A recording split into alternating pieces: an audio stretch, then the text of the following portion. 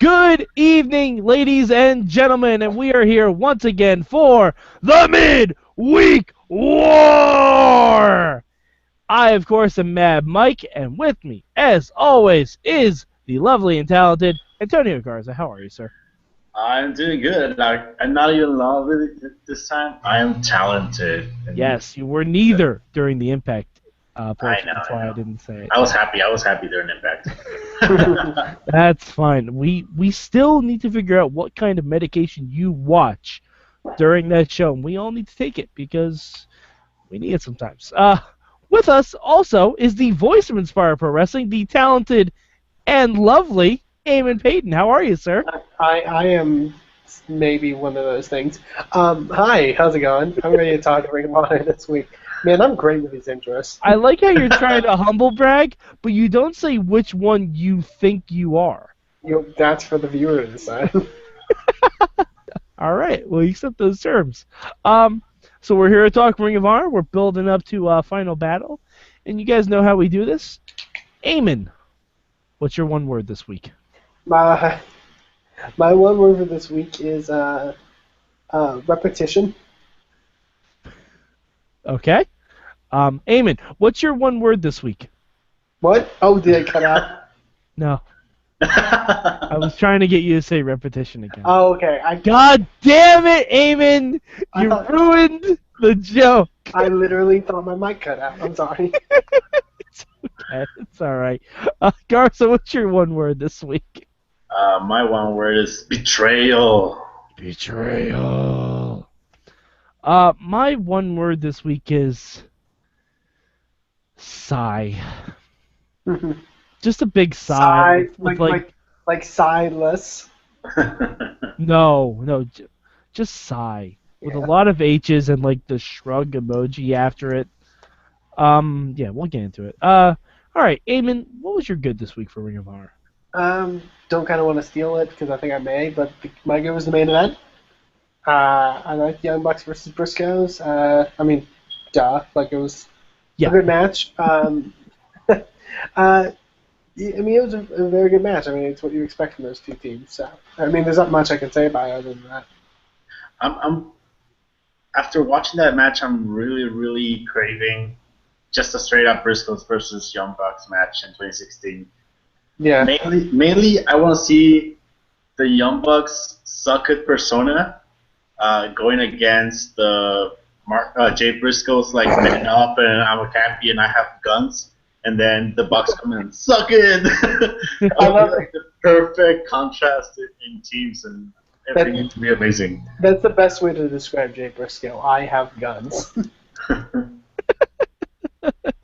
And we won't say what the best way to describe Mark is with what he'd do with those guns. Anyway, I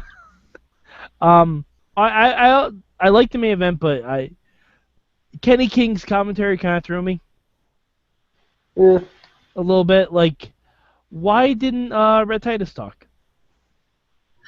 Are they like Penn and Teller, or they only have 3 microphones? I know, but all right, I guess. Red Titus just has to get up nice and close to Kenny King's headset. Yeah, he was whispering on his ear. See, that would have been okay. I would have been all right with that. All right, my good thing this week is. Oh, balls! I just forgot his name. Balls Mahoney? Yeah, Balls Mahoney. It was Alex Shelley. Goddamn Shelley showing up. That's why we gotta represent the Morris Machine Guns as Garza's doing his lower third. Yeah, bring on Alex Shelley. Absolutely, Alex Shelley and Chris Sabin. Hey guys, do you remember that Chris Sabin was once a former TNA champ? Pepperidge Farm remembers. But yeah, we get at Final Battle, the match I'm looking forward to.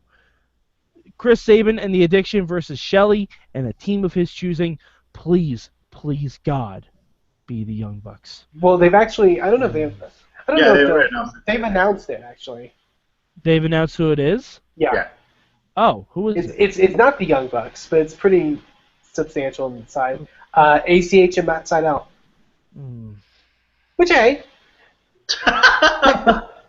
And we go back to my one word, sigh. And we go back to Eamon's one word, repetition, because I went back to my one word. I want someone with personality. What ACH's personality? Yeah. Really? Really? Personality. I don't know what his voice sounds like, let alone who ACH is. He's got a promo once or twice. Something. Womp womp. All right. Eamon, what's your bad for this week? Wait. I think I just got him. Tonio's got one. Oh, I'm sorry, Garza. What's your good this week? I'm all over the place. I've been working a long time today. That's okay. I actually have two good things this week, but I'm just gonna say one. You're only allowed one. Yeah, I'm just gonna say one, and I'm gonna bring the other one after we're done. Okay, Mike. We're gonna try to make this fast. Okay. My good's gonna go to Bobby Fish because we started off with a pretty decent match that included Bobby Fish. And then Bobby Fish came into commentary, and he was lovely. He was pretty good. But then he did something that I don't think I've ever seen a heel, like not even a heel do, to get heat. And that is, he took the title and he put it on his waist. He was like, "What you gonna do, Roddy? What you gonna do?" I found amazing. Wait, are you serious that you've never seen a heel do that before? Put the title on? No. Okay, you clearly don't watch NXT. Alexa Bliss did that same shit like 2 weeks ago. Well, she didn't put the title on. Yeah, she did. Bullshit. She absolutely did. Just the pictures, but she had to feel it. She grabbed it, held it around her waist, and she was like, "What are you gonna do, Bailey?" She absolutely did that. You have to consider that I erased every Bailey memory from my mind. Yeah, sure. Yeah, but you shouldn't erase Alexa Bliss. She's magical. Yeah, she is. She sneezes glitter, Garza. She's worthless. But anyway, that's my good. Bobby Fish, I thought he was sneezing all night long. That was the first time I'd ever heard Bobby Fish do anything outside of a 20-second promo, and I really liked him. I really where has this Bobby Fish been the entire time Ring of Honor has been on? I would love to hear more from this Bobby Fish. I would love to also explain why the D and the R are capitalized in their tag team name, but I'm never going to get that. It's Red Dragon. Nope, that's not an explanation. I feel like I tried to explain this to you before. Their first feud as a tag team was against the American Wolves. So it was, and Kyle O'Reilly and Davey Richards used to be partners. So the DR is for Davey Richards. Oh no, you've never told me that before. I could have sworn I did. No. Okay. Well, thank you, Eamon. That makes a lot more sense for that feud. Why they kept it? Who knows? Yeah. Okay. All right. I'll accept that as an answer, and I will never mention it again. As stupid as it is. Anyway. All right. Eamon, what was your bad this week for Ring of Honor? My bad this week goes to my word, which was repetition. And I literally didn't notice this until I read someone else's review for Ring of Honor this week.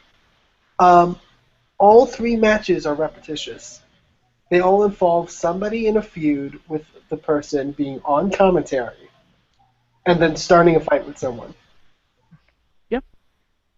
It was. Well, I mean, when you don't do ring promos, that's what you kind of have to do. Yeah, but it was very to do 3 matches and all 3 of those matches have that.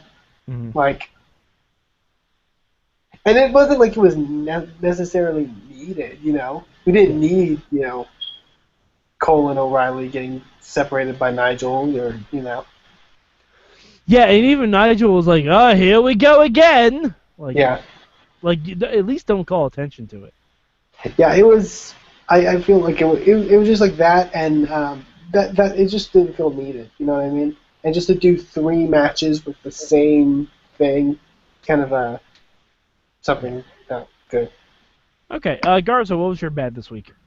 My bad for this week, as much as I marked out for Alex Shelley's reveal, my bad is that he didn't say anything. And if we only have one more week for its final battle, I think he should have given us the answer here and do a little build-up later on. But I think we're gonna go into that match pretty much blind. So. Yeah, you're asking Ring of Honor to do storylines. That's not something they do very well. No, they do, but Really, they do? if you follow them through their shows, yes. No, they have one show. No, they have several Nope. shows. Nope, they have. Wait, Mom, Dad, stop fighting. Wait, You just follow one TV show. I follow the universe. who's mom in this situation? We're not getting into it. I was gonna say we've said a lot of horrible things about your mother. Anyway, my bad this week is Ring of Honor storyline. Specifically, Dalton Castle, Silas Young, and the boys. Mm-hmm. This goes to my one word. It goes to my lower third. The boys turning their back on Dalton is a great story move. If you've set it up with fucking anything, which they haven't. Yeah, like last week, the boys came out during Dalton's match, seemingly to help him, and was called to the back. and they cost Silas and Bruiser their match earlier in the evening. Like, there is no purpose or point for this. Like, and Dalton and Silas are having a rematch at the pay-per-view? For what? It seems like the boys want to be with Silas Young. But that's the thing, it's like, I saw, like, the match was happening and Silas and the Beer City Bruiser were on offense, and the boys were, like, cheering for them and stuff like that, and it was like, when did this happen? Yeah, exactly. Like, this is why you have to do backstage segments with a story like this. And the only reason I'm harping on it so much is because I was so fucking excited about this feud, this angle, the whole idea. They did one backstage segment where Silas told them how to change a tire, and there were a lot of jack-off jokes, which was great. That's fine. I would love to see. I mean, there was. That was literally the point of the segment, was Silas trying to make jacking off jokes. But there's no through line for this at all. And it doesn't feel like that was anything that was developed even on, like how Tonio mentioned how they have the shows and they have, like, the shows that aren't on TV, but I don't feel like there was any development of that anywhere. You know? They would have had to do a shit ton between last week and this week. Yeah, they were just suddenly, like, behind the boys. The boys were just, like, suddenly behind Silas. Yeah, I mean... Unless it's, like, the only way I can imagine it is if, like, it's a ruse by the boys to try to, like, fool Silas. I mean, and that's probably what it's going to be, but still, there's no setup for that. They're not earning anything in this storyline. They're not earning a damn bit of it.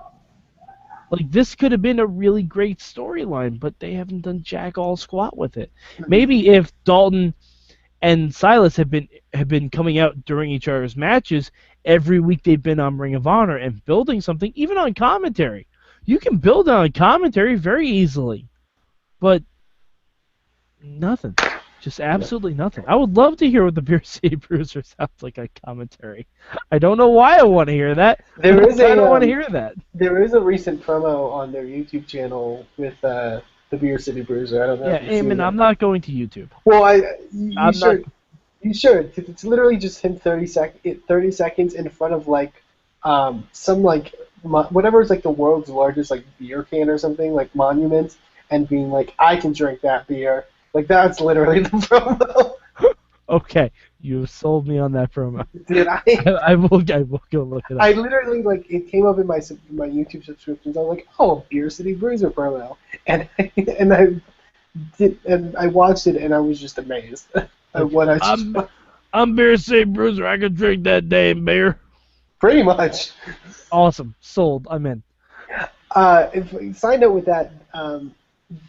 The match with Silas and the Bruiser against Red Dragon. This was the first time I've actually been impressed by the Beer City Bruiser. Oh yeah, that was a good match. I liked him in that match. Ring of Honor has good wrestling. That's not the issue. I don't think Silas Young is the best wrestler. That's my opinion, though. He's also not the worst wrestler. In a set of shows where we talk about Mahabali Shira, you Well, can't say Silas Young is the worst wrestler. to put it into perspective, I feel like Silas Young would be in TNA Future 4. He would fit right in with Eli Drake and all those guys. Well Wow. played. Well played. All right. Eamon, what would you change about Ring of Honor this week? That's a good question. Yeah, just give us like something to, like even just like a small like backstage promo or something to explain why the boys are by his side or something like that. You know what I mean? Just small something. Okay. Garza, what would you change this week? My changes, I would have the Roddy versus Samson. I wanna Samson say. Walker. Yeah. I want to talk to Samson. I wouldn't have made it a title match because it's one of those weird things where you pretty much could like telegraph who's gonna win it, and at the same time they were trying to build up this Samson guy with both the wrestling commentary, but you know he's gonna lose, so you like immediately like kind of take him as a jobber. That's So one thing I forgot I wanted to ask about. What the fuck is Roddy versus the World? See, that's the thing. Like, I guess it's They have like, not explained this at all. They just start saying it as if we know what the fuck that is. See, I guess it means like he'll defend the belt against anyone. I mean, But- if it's the open challenge, okay. But But he's also had like T-shirts and stuff like that said Roddy versus the World on them for a long time. yeah, so I don't know what that is. Yeah, it's I don't. challenges from anyone. Okay, but they need to say that. Yeah. They said it. No, they didn't. Yes. No. Roddy they said didn't. it. They just Roddy- kept saying Roddy versus the World. Roddy versus the World. I'm pretty sure I've heard it like at least twice. On TV? I haven't. Probably yeah. When He- in the promo The where only time he's only been on, not even once since he won the TV title from Jay Lethal. He has not been on TV since he won that belt, and he hasn't had any promos. was the one where Bobby Fish accepted the challenge on TV. Nope. See, that's why you need to follow YouTube. No. That's why they need to show that shit on their program. I'm No, watching no. it on their website now. They don't have an excuse. No, you need to show that on your program. Anyways, I just tune out during Rapid Strong matches. Yeah, That's But the all right. The one thing I would change this week is where's Veda Scott? Remember Veda Scott and Cedric Alexander and that whole huge lawsuit thing?